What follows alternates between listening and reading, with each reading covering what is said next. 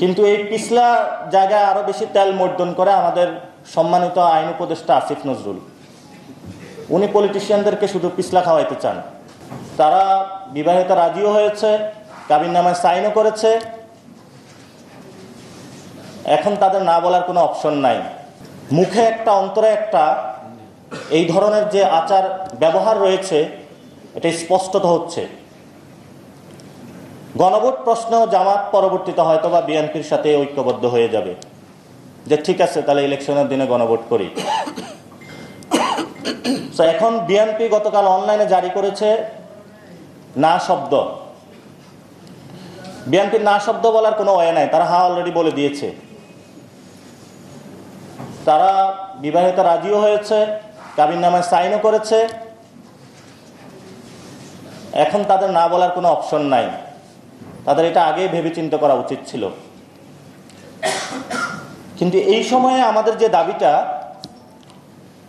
আমরা যেটা জাতির সামনে স্পষ্ট করতে চাই, সংস্কার কমিশন সুপারিশমালা দিয়েছে, ডক্টর ইউনূসের কোর্টে এখন বল। উনি যেহেতু আন্তর্জাতিক খেলোয়াড়, বলা হয়ে থাকে যে বিদেশি প্লেয়াররা বাংলাদেশের মাঠে খেলতে আসলে একটু পিছলায়া যায়, কারণ বাংলাদেশের মাঠটা অনেক বেশি পিছলা।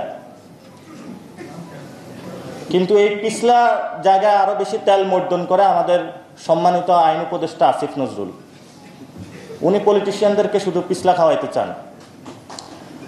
তো এই যে ড্রাফটটা হয়েছে, ড্রাফটটা জাতির সামনে উন্মুক্ত করতে হবে, কারণ আসিফ নজরুলের উপর আমাদের সেই আস্থাটা নেই। এই ড্রাফট সুপারিশমালা যখন উনি করবেন, উন্মোচিত না করে উনি সেখানে একটা অসৎ উদ্দেশ্যের আশ্রয় নিতে পারেন। সেজন্য আমরা বলছি আগে এটা আপনাকে পাবলিশ করতে হবে। পাবলিশ করলে যদি দেখি সুপারিশমালা অনুযায়ী ঠিক আছে, আমরা সাইন করে দেব। এবং যেহেতু এই কনসেনসাস কমিশনের যে রিপোর্টটা এসেছে, যেহেতু আমরা একটা রিফর্ম অ্যাসেম্বলির দিকে যাচ্ছি, যেহেতু এটার ভিত্তিমূল গণ অভ্যুত্থান, ডক্টর ইউনূসকে অবশ্যই জনসম্মুখে উপস্থিত হতে হবে। আর সেই জনসম্মুখে উপস্থিত হওয়ার স্থান হলো শহীদ মিনার। শহীদ মিনারে উনি যাবেন।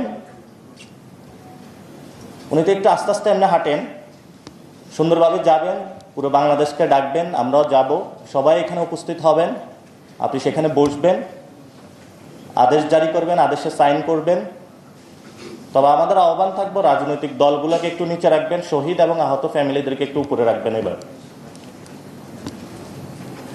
রেখে আপনি আদেশ জারি করবেন, বাংলাদেশ আপনার সাথে থাকবে। আর কনসেনসাস কমিশন যে সুপারিশমালা দিয়েছে, অনেকেই বলছে তারা ঐক্য সৃষ্টি করছে, তা আমরা এখানে বলবো যে কনসেনসাস কমিশনকে ভিন্ন খাতে নেওয়ার প্রচেষ্টা চালানো হয়েছিল। কেন চালানো হয়েছিল? আওয়ামী লীগকে নিয়ে আসার জন্য।